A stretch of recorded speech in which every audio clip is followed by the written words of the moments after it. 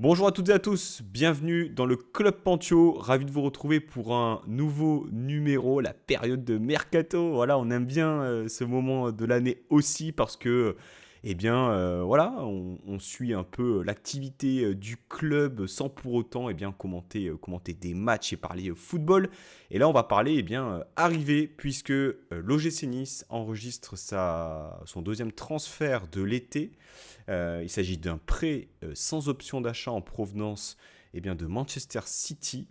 On va parler aujourd'hui de Abdoulaye Djouma Ba, jeune défenseur central 2006. Voilà, il vient d'avoir 19 ans, international Sierra Leone. Et qui de mieux finalement que un des cracks de la communauté, si ce n'est le GOAT finalement. Notre cher Vincent Bertigno06 sur Twitter. Bonjour Vincent, comment vas-tu? Bonjour, écoute, ça va bien. En plus, là, j'ai eu une pluie d'éloges de ta part, je me porte à merveille. Voilà, on sait accueillir les invités dans l'émission. Vincent, alors tu es là forcément pour nous présenter, pour nous parler un peu de ce joueur, parce que on va le dire, on a quand même un échantillon qui est quand même assez maigre depuis le début de sa carrière professionnelle. Mais avant, est-ce que tu peux nous parler un peu, on va dire, du média? Non, c'est même pas un média, mais c'est touche de balle finalement. Sûr, ouais. Ouais, puisque finalement, tu vas également, t'appuyer sur, des travaux d'une des personnes avec qui tu travailles. C'est ça. Oui, si vous me suivez sur Twitter, même si je crois on en a déjà parlé en live un petit peu avec toi, Pancho. En effet, je travaille pour Touche de Balle, donc une structure au niveau amateur, on va dire. On est 5 scouts et il y a un data analyst et aussi un analyste vidéo. On propose des analyses sur des joueurs, on fait beaucoup de scouting et on présente ça sur Twitter. Et du coup, ça permet de dire que Djoumaba, on l'avait découvert en fin d'année 2024 via Adrien Le Cardonnel, un des scouts avec qui je travaille, qui l'avait fait remonter. Et puis, du coup, quand il a signé à Manchester City en janvier avant d'être prêté à Lens, on l'avait présenté. C'est présent sur Twitter aussi. On donnera le lien si besoin. Mais voilà, une structure amateur qui se développe et ça fait partie des joueurs qu'on avait ciblés et qui ont progressé très vite. On est content d'avoir pu le présenter. Et c'est aussi pour ça qu'aujourd'hui, moi-même, je suis en mesure de reprendre le travail d'Adrien et d'en parler. Alors, on va poser un peu le contexte. Donc, c'est un joueur qu'on a connu avec son prêt de 6 mois du côté du RC Lens. Jeune joueur, on l'a dit, 2006, 1,95 m pour 80 kilos. Vous avez peut-être vu les quelques photos qui ont été publiées sur le site du club. Un beau bébé, véritablement. Un colosse. International Sierra Leone depuis le début de l'année 2025. Il compte 2 sélections. Et il a un parcours vraiment atypique, puisqu'il est dans le championnat local de la Sierra Leone, du Sierra Leone plutôt, jusqu'à l'été 2024. Et en l'espace de plusieurs mois, il y a ce transfert au cours de l'été dernier du côté du Real Valladolid qui le récupère pour normalement 1 an, pour 1 million d'euros. Il joue une dizaine de matchs pleins dans une équipe qui était en assez grande difficulté en première division espagnole. Et puis, paf, mercato hivernal, Manchester City lève la clause de 6 millions d'euros et le prête immédiatement dans la foulée au RC Lens pour remplacer Kuzanov, parti lui du côté de City à ce moment-là. Et là, il se retrouve à Nice. Finalement, la trajectoire, elle est quand même assez atypique puisqu'on a un joueur qui a une grosse vingtaine de matchs au plus haut niveau. Donc, on a peu de matière, Vincent. Et alors, je ne vais pas dire que c'est rare, mais ça pose quand même question sur le joueur. Finalement, 2006, on se le disait, même année que Gabin Bernardo, c'est jeune. Ouais, c'est assez surprenant. Ça fait partie des trajectoires un peu spéciales du foot où tout s'accélère très vite en l'espace de peu de temps. Comme tu dis, voilà, en un an, il est passé de l'anonymat à un défenseur qui ne cesse d'impressionner. Déjà parce que quand il vient du Sierra Leone, il arrive à Valladolid dernier de Liga espagnole. Et malgré ça, donc dans un contexte pas facile, hein, jouer chez un relégable à 18 ans, c'est pas évident. Et malgré ça, il s'impose et il montre des qualités qui font que City va activer sa clause de libération et va le signer. Et puis après ça, il est prêté à Lens directement dans la foulée en janvier, donc nouveau changement 6 mois après. Et il arrive dans une équipe où il doit remplacer notamment Kevin Danso. Donc la tâche est quand même difficile, hein, pour un gamin de 18 ans. Et pourtant, il le fait avec brio parce qu'il arrive là aussi à s'imposer et à montrer de très bonnes choses et de belles performances. Et du coup, à être amené à être prêté à Nice aujourd'hui. Et ça, c'est une progression linéaire, mais et en effet très très rapide. Et maintenant, pour lui, ça va être le but, ça va être de s'imposer à Nice et de confirmer aussi et tout ce qu'on a vu de lui sur cette première saison au plus haut niveau. Petite précision, je ne sais pas si je l'ai dit, mais le Sierra Leone ne participera pas à la CAN. Ça, c'est une donnée importante parce qu'on risque quand même d'avoir des joueurs sollicités au cours de cette compétition. Avant qu'on rentre un peu plus dans le détail, Vincent, le deal, c'est un prêt sans option d'achat.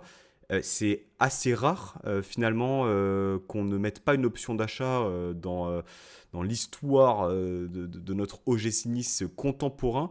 Alors, il faudrait ressortir les stats, mais il y a quand même beaucoup de similitudes avec William Saliba, finalement, à cette époque-là, puisque c'était un jeune joueur avec un fort potentiel qui était un peu à la cave à l'époque à Arsenal et qui s'est véritablement lancé au cours de ces 6 mois à Nice pour ensuite connaître une saison pleine à Marseille et maintenant être titulaire autant à Arsenal qu'en équipe de France.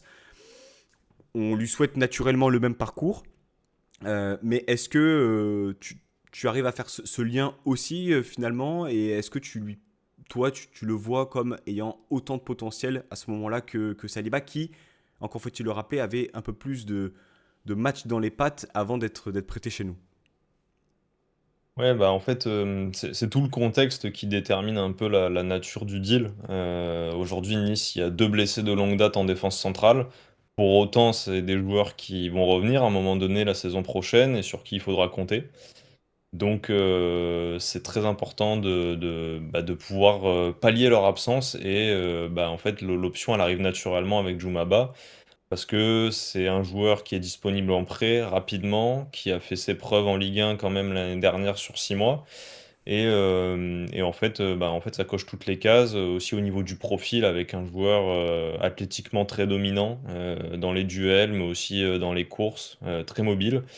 Et du coup, voilà, tout ce contexte-là, aussi le contexte club avec des moyens limités, ça pousse le club à aller chercher un prêt sur un jeune joueur, mais qui va pouvoir apporter directement à cet effectif. Donc le deal est pour moi logique, et en effet, il peut faire penser à ce qu'on avait connu avec William Saliba, dans la nature du deal, aussi l'âge du joueur, parce que Saliba, de mémoire, avait une vingtaine d'années, je crois, quand il arrive à Nice.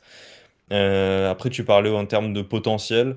Je pense que Jumaba, en termes de défense pure, est un joueur à très très fort potentiel. Maintenant, et on l'a vu quand même assez peu. Au final, tu le disais tout à l'heure, une vingtaine de matchs en pro, c'est allé très vite pour lui. Donc, Saliba, quand il arrive à Nice, avait quand même davantage de références au haut niveau. Donc voilà, au niveau du potentiel, je ne sais pas si c'est supérieur, inférieur ou équivalent, c'est encore trop tôt pour le dire. Mais en termes de qualité intrinsèque, on a vraiment un joueur très très intéressant avec Jumaba. Alors par rapport on va dire aux deux équipes pour lesquelles il a pu jouer, donc Real Valladolid et le RC Lens, il a eu l'opportunité aussi d'évoluer dans différents dispositifs, et notamment donc des défenses à 4, mais aussi pas mal de défenses à 3. Ça aussi, c'est un élément important quand on sait que Francaise eh bien, utilise énormément cette défense à 3. Ouais, c'est un vrai avantage aussi parce que du coup à Valladolid il a joué dans la défense à 4 et à Lens dans une défense à 3 comme tu le disais. Défenseur axial, dernier défenseur, hein, j'ai envie de dire à Lens, mais aussi axial droit par moment. Tout simplement parce que son profil est adaptable, parce qu'il est à la fois fort dans les duels et à la fois assez rapide et mobile pour venir couvrir aussi des espaces dans la largeur. Donc il permet cette adaptabilité tactique, et ça aussi c'est un point, je pense, que Francaise recherchait pour son effectif. Donc oui, on a un joueur qui est polyvalent sur le plan tactique et qui offre beaucoup de possibilités. Ouais, on l'a pas précisé, mais du coup, c'est un joueur qui est droitier, hein, ça va de soi. Dans le profil, je te disais un peu avant le lancement du numéro, beaucoup de similitudes physiques aussi avec Moïse Bombito, même si plus grand, Djoumaba. Si on suppose que les deux seraient alignés d'ici quelques semaines par Eze, est-ce que tu verrais plutôt un Bombito dans l'axe des trois ou plutôt Djoumaba? C'est quelque chose qui me questionne encore. Je j'ai pas d'avis tranché sur la question parce que les deux sont assez mobiles, même si Bombito, je pense, est un poil plus rapide en vitesse de pointe. Mais Djoumaba peut aussi sortir très haut, venir chasser très haut des défenseurs, est capable de courir beaucoup d'espace, il est très fort dans les duels aussi.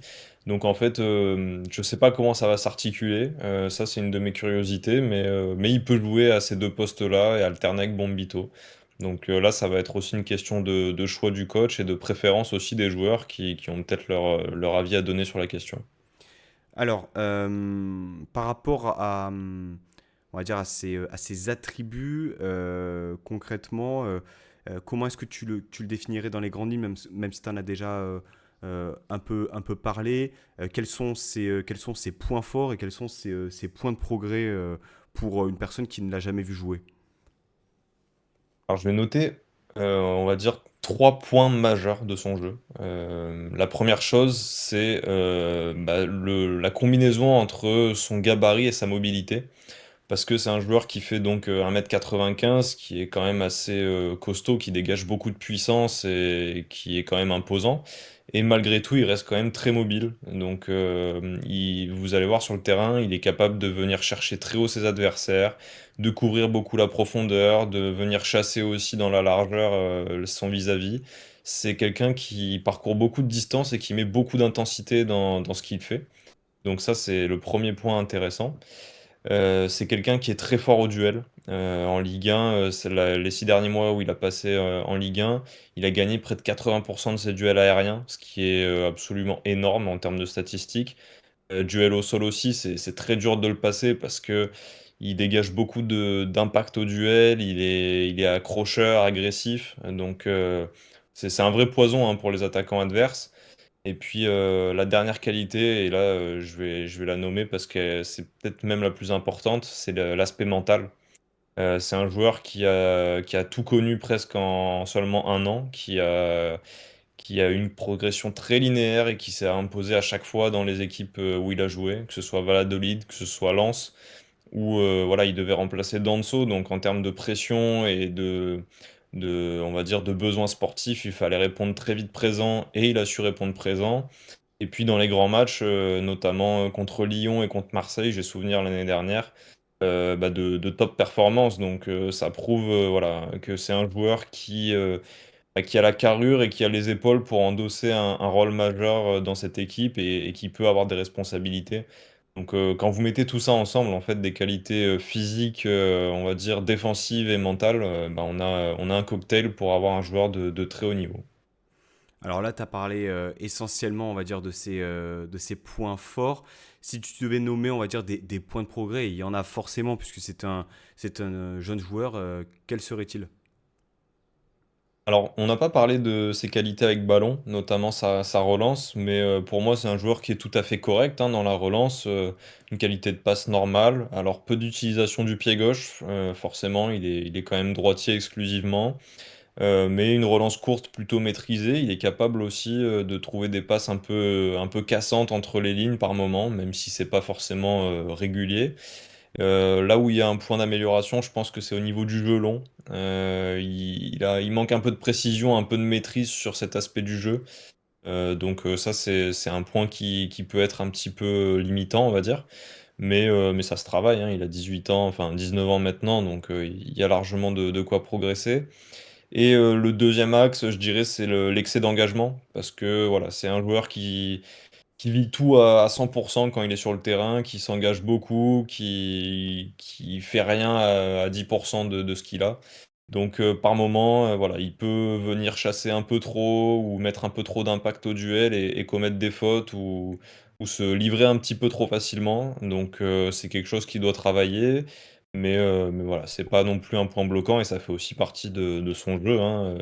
C'est aussi une de ses forces, mais une de ses faiblesses, donc quelque chose qui pourra travailler. 2 cartons jaunes récoltés sur ces matchs avec le RC Lens. Voilà, en 10 matchs. C'est correct. C'est correct, c'est pas pour l'instant, c'est ok. Une question, bon, moi j'ai l'impression quand même qu'il y a beaucoup de similitudes dans ce que tu dis par rapport à Bombito, même si je trouve quand même que au cours de l'année, il y a eu de l'amélioration sur le jeu long, notamment sur sa qualité de pied. Est-ce que c'est pas limitant finalement que d'avoir des joueurs dans le secteur défensif qui, hormis véritablement Dante et Abdelmonem, qui bon, malheureusement est blessé, n'ont pas forcément cette qualité de relance de manière à pouvoir passer une ligne ou deux de pressing.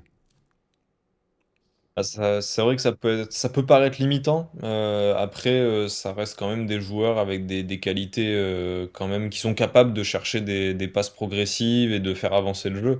C'est pas non plus bridé totalement avec le ballon.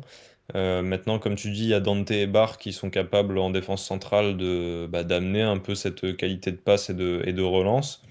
Mais voilà, aujourd'hui, je pense que la chose principale dans une Ligue 1 qui est assez traître en termes de transition rapide, c'est des équipes où tu vas rencontrer des blocs bas qui vont venir contrer. Je pense que c'est important d'avoir des joueurs capables d'avoir cette mobilité et cette couverture défensive pour te mettre dans les meilleures conditions, sachant que dans le plan de jeu de Francaise, ça demande beaucoup d'investissement offensif de la part des milieux, des pistons, un bloc assez haut quand même. Donc je pense que c'est quand même bien de prioriser les garanties défensives avec ces profils-là.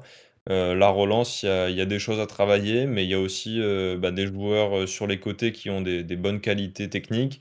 Au milieu de terrain, s'il y a Ndombele, Boudaoui, ça offre aussi un peu de garantie sur l'aspect technique. Donc voilà, pour moi, c'est pas un point bloquant d'avoir ces profils-là et c'est presque obligatoire vu le plan de jeu de Francaise. Tu relances une pièce dans la machine pour Tanguy Ndombele, tu es positif et optimiste vis-à-vis du joueur et on souhaite que Ndombele soit à 100%.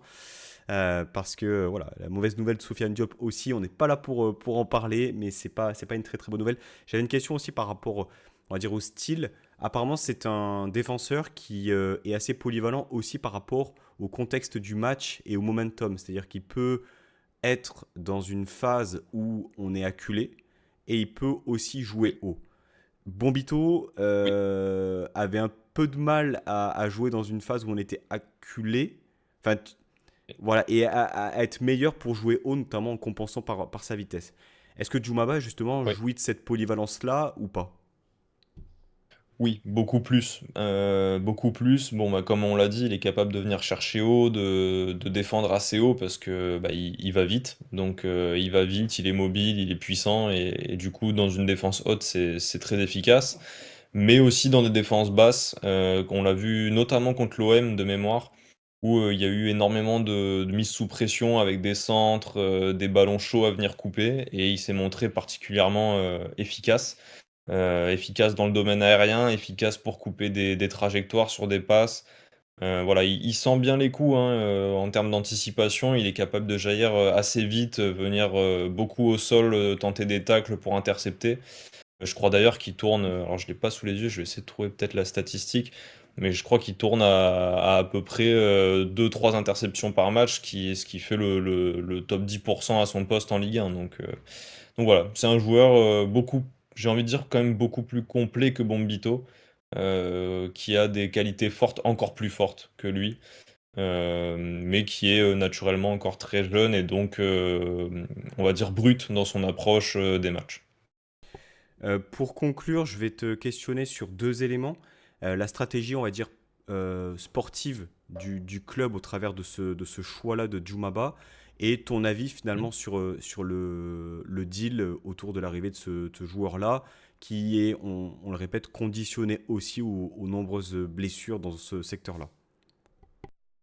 Ouais. Bah alors déjà au niveau de la stratégie du club, on l'a compris un petit peu.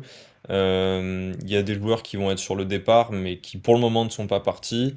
Il y a une surface financière qui est encore limitée, donc ça demande au club d'être intelligent. Intelligent dans sa façon de réfléchir, dans sa façon de construire l'effectif, en cherchant des joueurs polyvalents, des bonnes affaires sur le marché. Donc il y a eu Gabin Bernardo notamment avant Djoumaba.